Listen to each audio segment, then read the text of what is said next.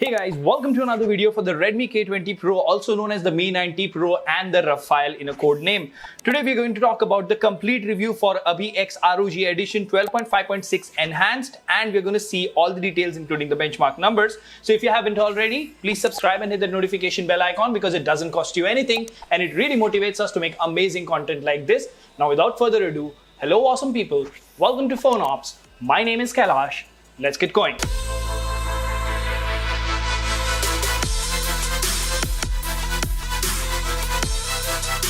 So first things first, let's see what we have here. We have Abhi X ROG Edition 12.5.6 stable, MIUI 12, Android 11. It's sad to see that this particular wonderful device has stopped getting security updates and even Android version updates.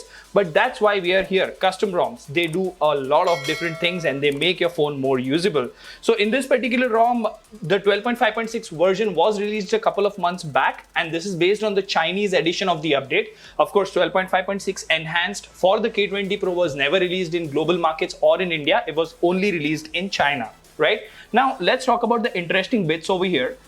Changelog. Now, this is a pretty comprehensive changelog. As you can see over here, there are quite a lot of changes that they have done. The build date is the 20th of February 2022. Now the changelog says removed unnecessary applications, added performance mode toggle. Now this is something which is still missing in the Poco X3 Pro, even in the 12.5.9 update. We will talk about that update in the next video.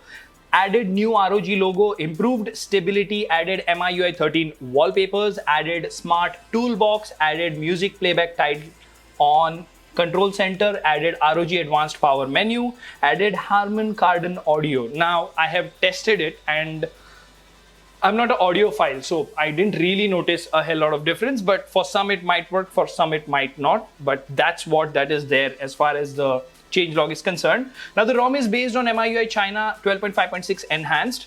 Use the recommended recovery to flash the ROM. So we've made a video on how to install this ROM. If you're having issues, you can go ahead and follow that video, because in that video, I've shown you how to install this ROM with the F2FS file system and the latest Marisa kernel, the best of both worlds basically. Screenshots are available in download page. Clean flash is recommended. First boot may take 6 to 7 minutes and so on. So let's go to the home screen here. Right. Now, you would expect that by this time, MIUI would have optimized so much that at least on a custom ROM, it would perform great. Now, the good thing that I have to say over here is that I've used this ROM for 2 days, and since then I have been testing it to allow the ROM to settle down and to see the smoothness, how well does it go. To the left, of course, you have Google Feed, which is loading right now because I have not used this device for quite some time. Now, as you can see, the scrolling at 60 Hz is pretty rock solid. I say 60 Hz because that's what this particular device comes with, a 60 Hz display, although an AMOLED one. A small mention over here, there is a war going on between Russia and Ukraine. We pray for the innocent civilians and we really hope that this particular conflict ends soon. No political views on this channel, but yes, we pray for the people who are at risk and may this conflict end soon. Now, getting back to the ROM, as you can see over here, the smoothness is next level. Another change that you will notice over here is they have their own sort of theme going on, which is a love it or leave it affair. App icon animations are sort of different. They are not exactly like MIUI 12.5 or 13. It looks like they've baked in their own sort of app animation. It sometimes looks different and it sometimes looks just like MIUI. So all in all, the app icon animations are pretty good. Another neat addition over here is this particular ROM comes with the MIUI dialer. That means when you're using call recording, you will not have that this call is now being recorded prompt. That is a good thing. You also get MIUI messaging application, as you can see. So a lot of changes are present from the Chinese version or the global version, which makes this ROM worth using or worth giving it a try. Now, if you go to settings over here, you will see that this looks more like China Beta or China Stable because that is what this particular ROM is based on. Now, you have all the device specifications over here, and if you go to all specifications, you will see that it has the Marisa kernel installed. That's what I've been testing it with. The security patch, unfortunately, is the 1st of October 2021. Xiaomi is to be blamed, nobody else. Now, moving on, I did look for some features like RAM extension. I didn't find them. These things could really help. I don't know how much they help on these devices which are reasonably new, and if you were to give RAM extension to older devices like this, it will probably make a difference, although to me it still feels like a gimmick, right? Now you do have all the MIUI 12.5 functions and features available over here, like one-handed mode and all the other things. One thing that is mentioned in the changelog is the performance toggle. Before that, you can see that the theming for ABI-X ROG or ABI-X ROG is going around through the entire UI, and that can be seen in settings as well.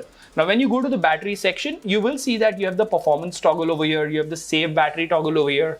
I did use the performance toggle along with the game mode or the game turbo feature of this particular ROM to run the benchmarks. So we will look at the numbers. Now, while we are in the battery menu, let's talk about the battery backup over here. Now, as you can see, I've not been using this device actively because my personal phone is an iPhone, and then we have the X3 Pro 11X. So I don't really get a lot of time to use this device, but I did run the benchmarks. I did surf on this a little bit. I did try to play a couple of games. Gaming per se on this particular ROM is much better than stock MIUI 12.5, although it is not as amazing as something like a AOSP ROM is what I would say. So if you are a casual gamer who plays like 1 or 2 hours of BGMI or Call of Duty Mobile, you should be fine. Let's not go the Genshin Impact way. I am sure that game runs at 30 FPS fine on this device, but that's a pretty heavy game which puts a lot of stress on devices like the 11X and the X3 Pro as well.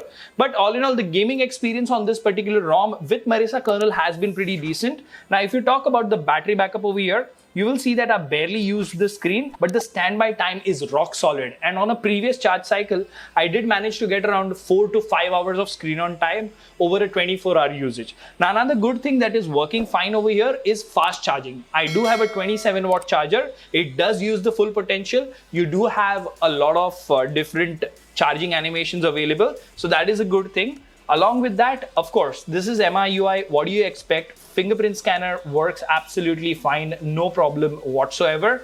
You do have always on display and all the usual MIUI 12.5 features available, and they work absolutely fine. Now, if you go to the Play Store, let's talk about device certification. So if you can understand that you can use banking applications or not. Now, the reason you see this not certified over here is because I've rooted the device and I'm not enabled Zygisk. So you will be able to use your banking applications if you don't flash Marisa kernel and Magisk. So that is not a problem. Widevine L1 is present, so you should be able to use Netflix and Amazon Prime HD as well in full high definition. So that's a good thing. And as I said, you do get the default camera application. So the camera clarity is just like stock ROM, nothing new to add there. Now, one important factor to notice over here is when you're using MIUI 12.5 on the Redmi K20 Pro, even if it is Xiaomi.eu, you will notice that sometimes there are UI stutters. Now, that is something that they have improved in this particular ROM. The UI smoothness, the fluidity is there, and it works really well.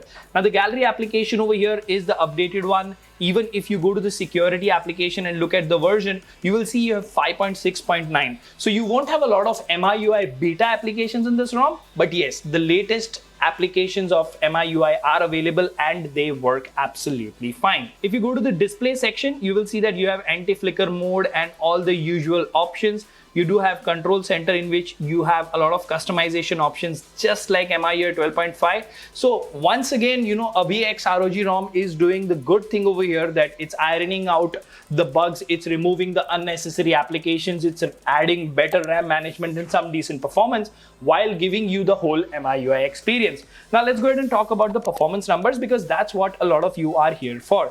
So first, let's go ahead and talk about the CPU throttle test. Now, as you can see, the CPU throttled to 92% of its max performance. The average score was 181,374 GIPS. Now, in my books, for a MIUI ROM on a 15-minute test, this is excellent performance. So the credit goes to the ABI-X ROG team and Marisa kernel team as well. So that's a pretty decent score there. Now, if we move on to AnTuTu benchmark, let's quickly go ahead and have a look. What score did we get on AnTuTu? 539,308. Now, this is nothing surprising because 535, 537 is what the K20 Pro scores on stock ROM. So as far as AnTuTu and CPU throttle tests are concerned, the consistency is there. The ROM performance is pretty decent. How to install it, I've shared it in a video. All in all, if you want to stick to MIUI and you have an unlocked bootloader, go ahead and flash this combo and use it as a daily driver. You will not be disappointed. Let me know in the comment section what do you think about this video. Until the next one, this is Kailash signing off at PhoneOps. Keep smiling, take care, goodbye.